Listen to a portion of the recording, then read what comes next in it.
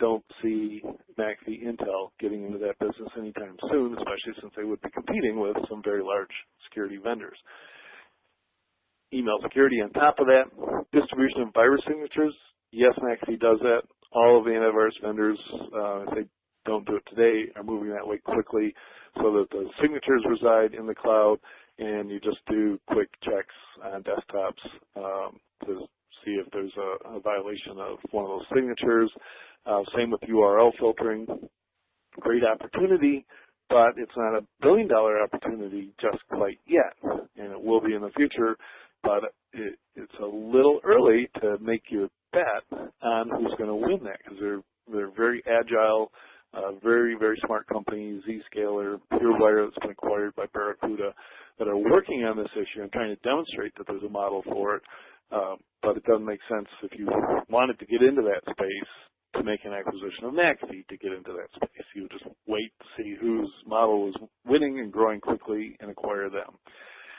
Managed security service providers have cloud-based security service on the network side. So they own secure operations centers. They filter all your traffic through it. Not something that McAfee is in the business of. So why would Intel buy them to get into that space? There's plenty of MSSPs out there, but there isn't a single one that dominates the world yet.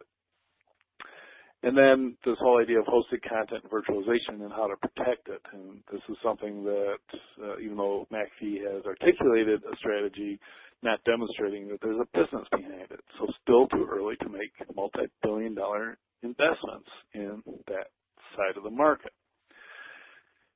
Oh, so the other great strategy that's being put forth by journalists is, oh, this is really how Intel is finally going to dominate the mobile market. So, chips that run very, very coolly and using very, very little power are required for handheld devices. So it means that big CPUs from Intel are not making the inroads into this number of devices that they would like to, because obviously there is a huge opportunity for selling chips into that space.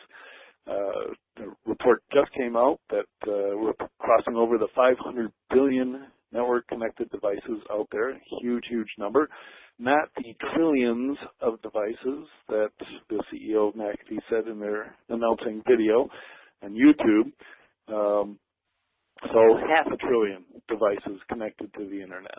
Are they all going to need antivirus software or any sort of anti-malware software? Well, no. Don't forget that the entire antivirus businesses, with a few tiny little inconsequential exceptions, is driven by the Wintel duopoly.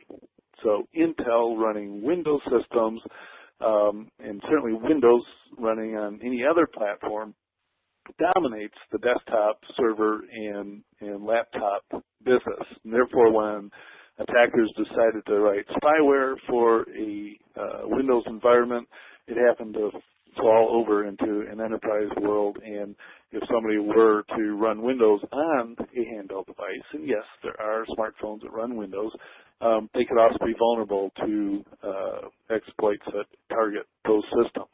But luckily, in the handheld devices, things are moving so quickly that Windows is not the operating system of choice. And there are many, many choices from Nokia, from Ericsson, from yes, Microsoft, but also now Google and BlackBerry. And all that difference means an attacker, if they want to attack a very, very large segment of these 500 billion devices, would have to write software for each one of them. And then the defender would have to support defense software for each one of them. And that is not the same dynamic that we have in the world of desktops and laptops. And therefore, we're not going to have this ability to sell subscriptions to antivirus on all of those devices. And, even though Intel's talking about embedded devices that are going to include washing machines and dryers and your refrigerator, guaranteed those devices will not need antivirus solutions on them. Yes, they have to have security baked in. Yes, they have to have authentication based in. But all of that is something that Intel could be working on without the assistance of an antivirus and network security company. So much for that idea. And then one put forward by a journalist who is now working as a blogger for Core Security was, hey, it's all about research. They're hiring people that have this great ability to research, which I addressed in my opening remarks. I firmly believe that doing research well is a requirement for evaluating a network security company. So if you look at the Ciscos of the world, very, very large network companies with security products, they actually don't do much research. They outsource that to even the McAfees and the Trends of the world who provide their products through URL lists and antivirus signatures. And some of the newer companies are doing their own research, and research is a great differentiator. It means you actually can evaluate the trends in the threat space. I really don't believe, one, that McAfee has the best team out there, or that Intel is going to take advantage of that team for helping design their chips. Now, and the other aspect of an acquisition is, okay, if you wanted a team of great researchers, where would be the best bang for the buck? Paying $7 billion for the 200 or 300 researchers that McAfee employs might not be as wide as paying $50 million for one of the smaller antivirus vendors. And oddly enough, or ironically enough, in timing, yesterday Avast, which is a Czechoslovakian antivirus vendor, announced a $100 million investment from Summit Partners, a minority investment. So they're probably valued at least twice that, and indicates that the antivirus business is alive and well, but the cost for getting world-class research is a lot less than $7.68 billion. Okay, the deal sucked. What should Intel really, really do? Well, first of all, continue on the path that they were. Maybe their top executives don't actually realize what was going on out there. Intel is, of course, famous when Andy Groves, the previous or one-time CEO, talked about inflection points. And the key to a technology company is to recognize inflection points when things change and branch and go from one direction to another. One of those directions that we were approaching was an inflection point where network security vendors were starting to reevaluate the decision to use custom hardware to do the processing for content inspection and network acceleration. They were looking at, hey, these costs of cores in the multi-core processors coming down dramatically. We can get 4, 8, 16 of them in one chip, even though it's a very expensive chip. But we can do the management stuff. We already had the Intel chip in our box for running the OS. We can combine all that and use that multi-core chip and get some advantages that are lower cost and hopefully higher performance than using custom ASICs or FPGAs, which is how they're doing it today. We were approaching that, and now Intel is acquiring McAfee, which is one of the biggest players in the network security space. McAfee acquired Secure Computing, acquiring all of their firewall suites, and is in the process of building it up into a single cohesive offering, and yes, using Intel chips. But now that Intel owns them, it means that there's one more reason for, or one more dimension of moving from custom ASICs to multi-core Intel chips that has to be evaluated, and that is, do I want to give more money to the company that I'm competing with? So what should have Intel done, or what do they still have a chance to do, is work with the security vendors, work with the Ciscos and Junipers of the world, get them to start bundling more of their chips into their security appliances. That would have been a huge opportunity for them that they may have jeopardized with this move. Now, if they want to get into mobile devices and embedded devices and refrigerators and all that, start designing chips. Take a $7 billion investment and make a chip foundry that makes competitive chips that run lightweight OSs and embedded systems that can be used for those products. So that would be the smart way to get a better foot in the mobile device market.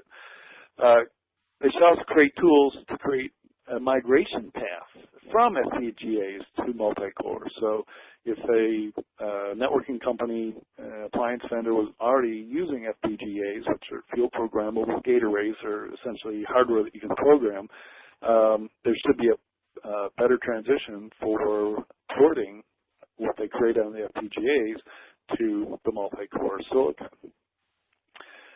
Intel could look at breaking the Wintel duopoly. In other words, they should be supporting more and more operating systems, as they have with Apple now running on Intel processors, with Google Chrome running on Intel processors. They should be encouraging that, because that would be a security move. Because if we get more and more mobile devices that aren't running Windows, we'll have less and less of a security problem. And then if diversity is the goal, then they should diversify the CPU market.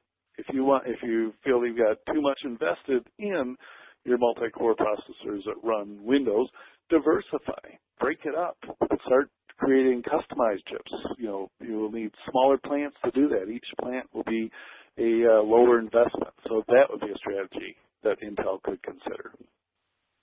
At the same time, what should McAfee do, especially if they remain a standalone company?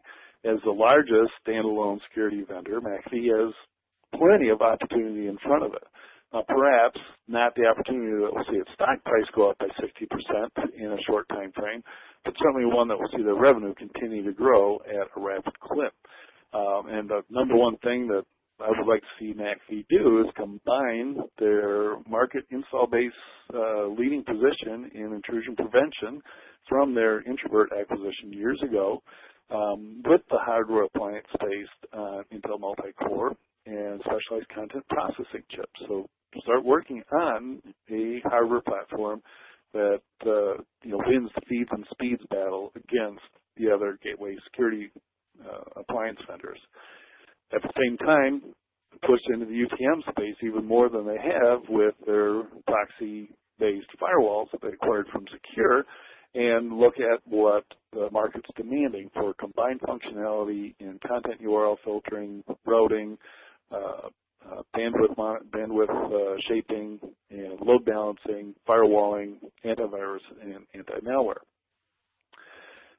So McAfee could also look at acquiring software security companies that are concentrating on the mobile market. So the mobile market doesn't need the antivirus today, but it certainly needs access controls and encryption and other protections for those devices.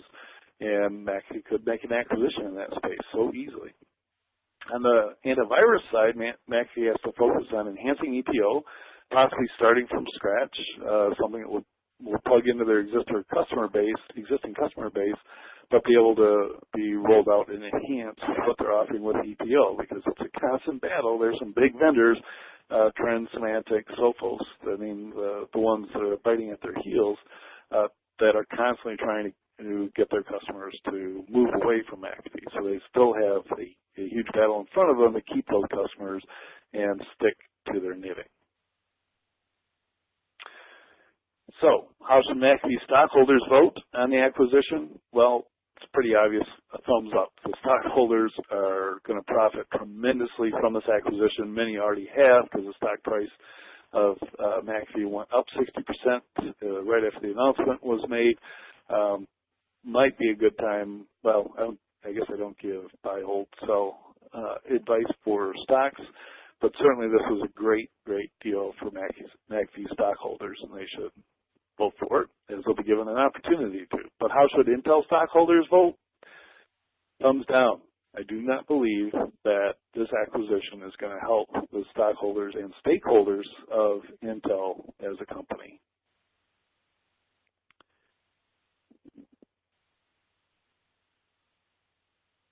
So keep tuned to the Cyber Defense Weekly webcast. I'll be giving updates in the newsletter as this deal progresses, and especially as we get close to the stockholder vote. I don't think it will be as straightforward as the boards of both companies hope, and we will watch that and report on that. Keep track of me at the blog threatchaos.com. Any questions, comments, please get to me at richard@it-harvest.com, and feel free to follow me on Twitter as well.